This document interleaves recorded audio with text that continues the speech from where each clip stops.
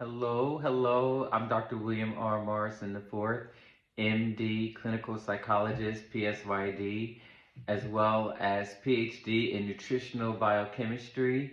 And this is a video about the mind-body connection, which is as real as knocking on a table right now. And you see that table is hard and you feel that pressure against your knuckles when you knock on the table. That's how real the mind-body connection is, okay? It is real and it exists. And we call it in science, we call it PNI, psychoneuroimmunology. And when I received my dissertation in when I got my psychology degree, my PsyD, I did my dissertation on a topic that it just fascinated me, called PNI, psychoneuroimmunology. And when I say the mind-body connection, PNI or psychoneuroimmunology is the medical term for that, okay? So it is fascinating how the mind is connected to your body. It's true. It really does happen. And a lot of science people that I've come across, they really are not aware of it. They're really not aware of it. And I noticed that a lot of doctors are becoming more and more aware of it, which I find refreshing. But the idea that it became known in the field of psychology, that through years and years of research, and it's been around for a long time. So I'm excited to talk about this topic today, the mind-body connection. And once again, I always like to start off my, I don't want to call it a lecture. I've been in many of those. I want to call this a fun talk. That's what this is. And again, I'm also a certified master life coach, and my life coaching services are offered on my website, Morrison Center for Life Coaching. Okay, and it is a wonderful website, and it has information on what I charge and so forth for one-on-one life coaching. So it's Morrison Center for Life Coaching, and it's available for you if you need it. And on my series that I'm doing here on YouTube, I'm giving information about life coaching eventually. But before I do that, I like to take a step back and talk about how the mind and the body work together. Also, I have to do a disclaimer that this talk that I'm doing on my YouTube channel is not meant to diagnose or treat any disease, because that's not the purpose of this. And I'm not performing therapy of any kind, way, shape, or form. If you require therapy, there are wonderful therapists out there that you should consult with, okay?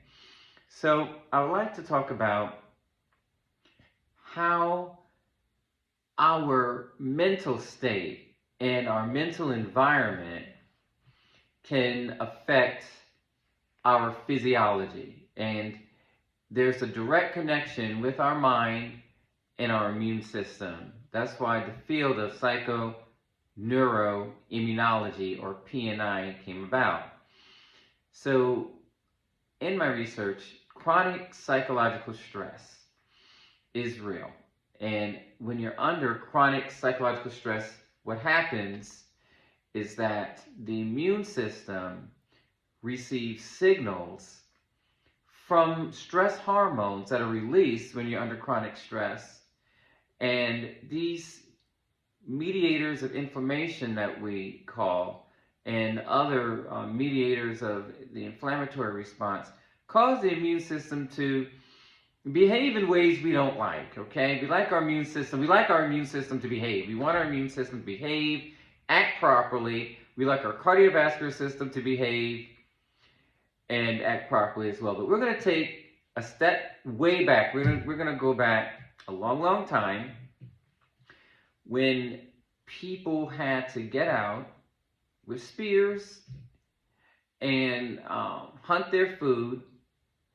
And you didn't have grocery stores where you can just go in, walk into the store, get your favorite food, bring it home in a bag, and that was the day. No, these early human beings, they had to get out, and they had to have a daily struggle to fight and get their food.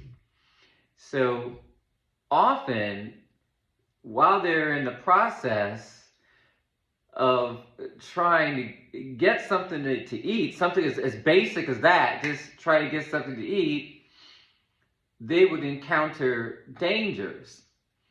And when they encountered dangerous animals, their body had to get revved up, that adrenaline had to get pumping, the heart rate had to go up. So they had to be in a situation where they had to be ready. They had to be ready. And then, when that threat would leave, their body would say, okay, the threat is gone.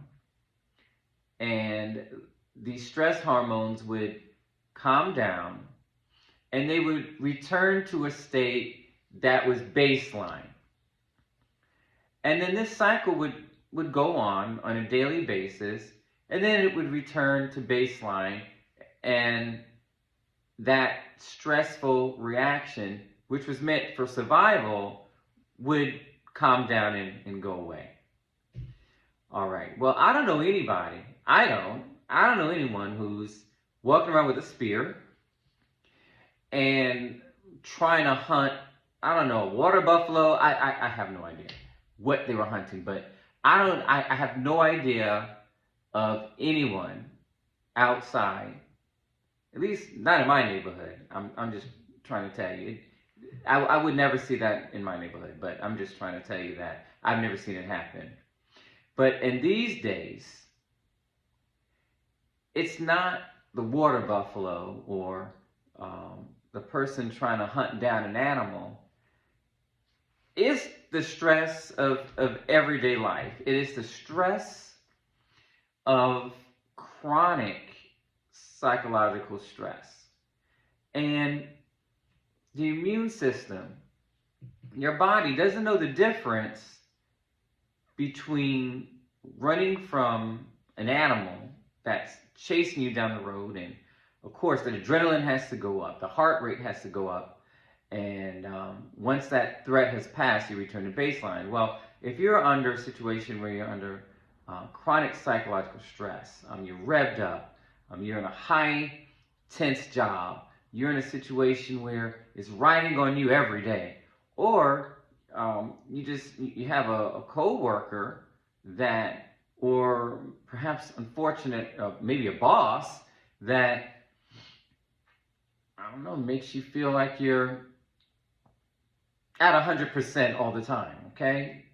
So if you're at that situation at 100% all the time, what happens is that your body is releasing stress hormones and elevated catecholamines, and all of these things can increase your heart rate, cause vasoconstriction. So you know when you have a hose and you're outside in your yard, and if you're like me, sometimes you miss that the nozzle isn't working, or I don't know, the nozzle, it fell and it cracked, so you have to put your finger over the hose to make the water come out faster so you can water your lawn. And in my case, I'm watering palm trees because, you know, they require a lot of water, but that's a whole different story. But anyway, when you put your finger over a hose, okay, and the water comes out, it causes the water to come out at a faster rate with a higher force because you have decreased the area of the water flowing through. So you have physics and calculus and math at play and how all of that works. So when we're under chronic stress, or we're in a situation where we are always at 100%, our blood vessels, they constrict. And when they constrict, the blood flowing through those vessels, it moves faster, and it moves with a higher force. And when that happens, it places a stress on the heart, because the heart is very finicky. It's a very finicky organ. And one of the things it does not like is a high pressure that it has to pump against, okay? And we call that afterload, okay? So the heart does not like that. I mean, what if you had to walk up a hill and you didn't have anything to carry, but you could just walk up the hill? You know, it's not so bad. But what if I gave you a 50-pound weight and told you to walk up that hill? Well, when we increase the pressure that the heart has to pump against, it wears the heart down. So when the heart is getting worn down, it's muscles in your arm, and you're lifting weights, and you're getting diesel and everything. Well, the heart gets big too, but the heart is not the muscle that you want getting big. You don't want that. That's bad. It's a bad thing when that happens. And when that happens, it decreases the efficacy or the ability of the heart to do its job. So you want your heart to be happy, and you want your heart to be able to do its job, and you want your heart not to be in a situation where it could fail. So that's why we strive to keep blood pressure low, and we advise our patients to make sure that, you know, if you're on blood pressure medicine, to take it. But I digress. So what happens is that when we're under a lot of psychological stress, these hormones that are released because our body thinks that we are actually in a situation where we're running from an animal, or, you know, we're running in a field with a spear, you know, where it's a long time ago, it's thousands of years ago, and we're out there trying to fight, we're trying to bring home a meal, and we're running from an animal that came after us while we're trying to get our meal. And these hormones, epinephrine, other catecholamines, cortisol, other hormones that cause our body to be under this stress, where the body believes that we are under attack. But the difference is that when someone is running from this animal, you know, while they're hunting, the threat goes away, and then things return to baseline. But when we are under a lot of psychological stress, a stressful job, a stressful relationship, chronic stress with bills, or anxiety related to being in an unpleasant family situation, what happens is that this threat is going on all day, and it actually goes into the night. It just goes on. So as far as your body is concerned, I'm going to use my favorite term: your body's at 100% all day and at night. It just keeps going on, because these hormones don't shut off. The stress, actually, the effects of it go on well after you're away from the stressful situation. And then it gets, let's say, you get home, it's your job, or, you're in a situation at home where it's constantly going on. It just goes on and on and on and on. And this chronic stress leads to a lot of the physiological effects that are very dangerous, and can cause problems such as high blood pressure, and increase the risk of stroke, a cerebrovascular accident, And I'm not even getting into dietary measures or having a meal where you're not having a piece of fish or steak. People say, do you want some steak with the salt that you're having? Because I'm not even talking about that situation, high sodium. I'm just talking about the stress of someone making you sick. So, or a situation making you sick. So that's why it's very important that we have techniques of dealing with stress, meditation, looking into a resolution of the stress. It's not normal for you to be under a constant situation of constant psychological stress. We have to seek ways to mediate that. If it means, like I said, if it's your job, don't keep it inside. Don't be ashamed. Talk to someone. Talk to a supervisor.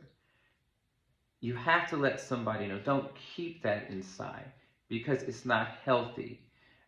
If it's a relationship, look into counseling. Look into getting some help, talking about it. If you are in a situation where you know that you are buying or putting yourself into a financial situation that you shouldn't be in. For instance, if you feel that you really shouldn't be buying something that you really don't need, and buying that is going to place you under a certain amount of jeopardy and stress trying to pay for that, it's just not worth it. It's just not worth it. You're better off being happy, having what you need instead of what you want. And all of us do it. All of us do it. But we have to take a step back and say, do I really, really need that? Do I really, really need that pair of shoes that is going to run me in the ground for the next 3 months and, mess up my account or, jack up your bank account situation? No. So we have to find ways where we don't sabotage ourselves. And then as far as the immune system being affected, that's a whole other story. Chronic psychological stress can actually affect your immune system. Well, what's up with that? I always like to say that. What's up with that? Well, what's up with that is your immune system is the main barrier and safeguard to help prevent and control your cells from going haywire and becoming cancerous or increasing the risk of cancer, besides the environmental stuff, besides the smoking, besides alcohol increasing your risk of certain type of cancer. I'm not even talking about that. That's a given. But I'm talking, and if you're smoking, you need to stop. That's a whole different situation. Stop smoking today. Stop. Just stop it. But anyway, getting back to what I was talking about, the immune system. The immune system is sort of like imagine a police force, okay? Imagine a police force. And this police force is looking out for situations that can potentially cause danger to the public. We love our police, and the police, if it weren't for them, who knows what kind of situation we'd have in this world. But anyway, God bless the police. But getting back to as far as how this analogy I'm trying to get across is going to work. The white blood cells in your body, in your immune system, they're like the police, okay? They're like the police. And the red blood cell police, the immune police, are looking for cells that aren't acting right, okay? When cells grow too close to each other, they have something called contact inhibition, where it's amazing. they stop growing when they bump into one another. To make a long story short, but when they lose the ability to act right, the immune system or the police in your body, the immune system police, they take them out. Your immune system will actually, with these cells called natural killer cells, I'm not making this up. They're actually called natural killer cells. They will take care of the situation. They say, no. You can't fool me. You're acting up, and you gotta go. You just gotta go. Terminate it. So that yes, it's a biochemical process, physiological process that takes place where cells that have lost the ability to act normal are basically taken out. So once again, it's a process that you want to run smoothly. You don't want anything to interfere with that. I'm not even getting into the environmental and the dietary aspects of things that can wreck your immune system. I'm just talking about stress right now. Chronic psychological stress. Well, what happens is that these mediators of inflammation, a high cortisol state, a situation where you have a lot of elevated stress hormones in general, can actually interfere with your immune system getting rid of these bad actors, these evildoers that are trying to do you in on a daily basis. But your immune system has the ability to get rid of these situations of cells not acting right. And it's a process where cells can recognize cells that are not behaving properly. You have natural killer cells. You have other cells in the immune system. You have various other biochemical processes in the immune system that actually keep you alive on a daily basis. So chronic stress can interfere with how the immune system gets rid of these abnormal cells, and how the immune system, we call that modulation. We don't want the chronic psychological stress to interfere with how the immune system works, because once again, the immune system, they are the police. It's the police. It's the immune system can recognize foreign substances, including foreign agents that are self. The immune system has the ability to recognize situations where our cells don't want to behave, and chronic stress can actually affect that. So once again, we don't want to do anything that can affect our immune system, okay? So that's another thing that chronic psychological stress can do. So stress is powerful. And when I say to people that situations can make you sick, it doesn't have to be a virus. It doesn't have to be a bacteria. It can be a situation, a chronic stressful situation. You can look at what chronic stress does to people when you look at people who become president. You see how they look before they got in, right? And you see how they look when they get out, right? What's up with that?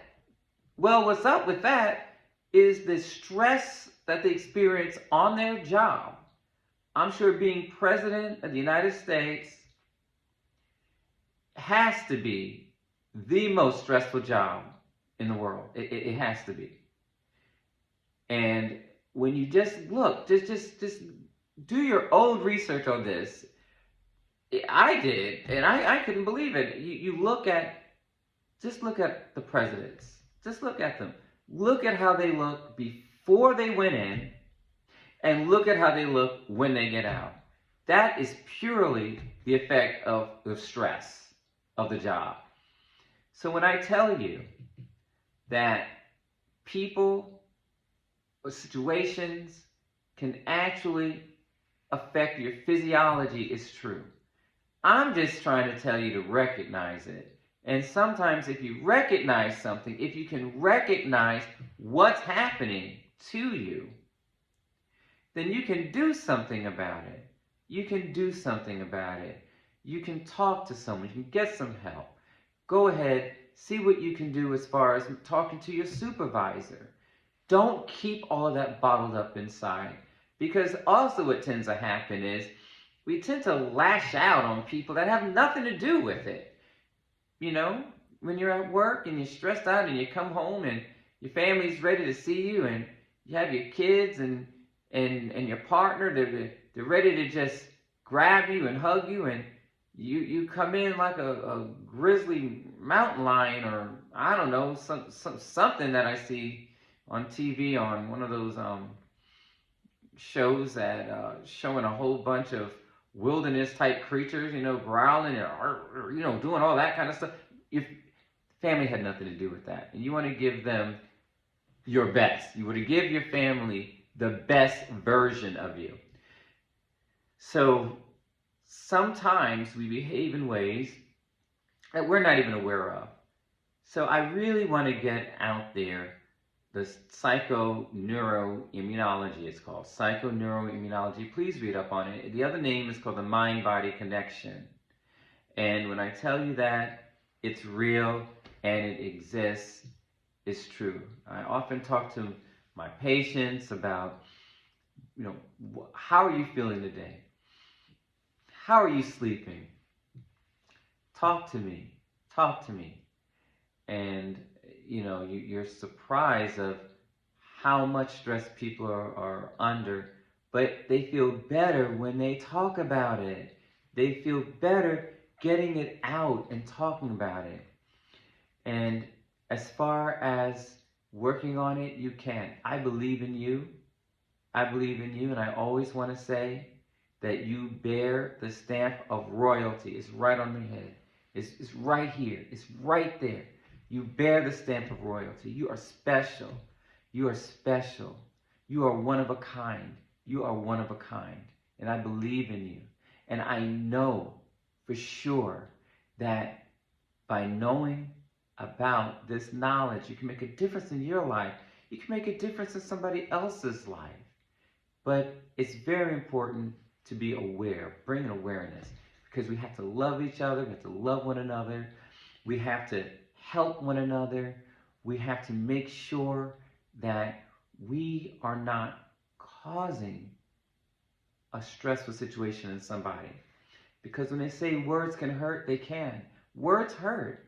Words hurt. Words do more than hurt someone's feelings. Words hurt people physiologically, inside. So we have to be very careful about what we say to people, how we say it to people. We really need to think about that. And once again, I want to tell you all that we're family. And to all my brothers and sisters out there, I just want you to know that I'm here for you. And I want you to have a wonderful, wonderful day. And this series of positivity, we're going to talk more about positive psychology. More videos are going to come out. I want this message to go all over the world. I want everyone to know about psychoneuroimmunology, PNI. Please read up on it. If you have questions about it, please reach out to me. And again, I also offer one-on-one life coaching on my website, morrisoncenterforlifecoaching.com. And I just want you to have a wonderful, wonderful day, and take care of yourself and take care of someone else. Take care.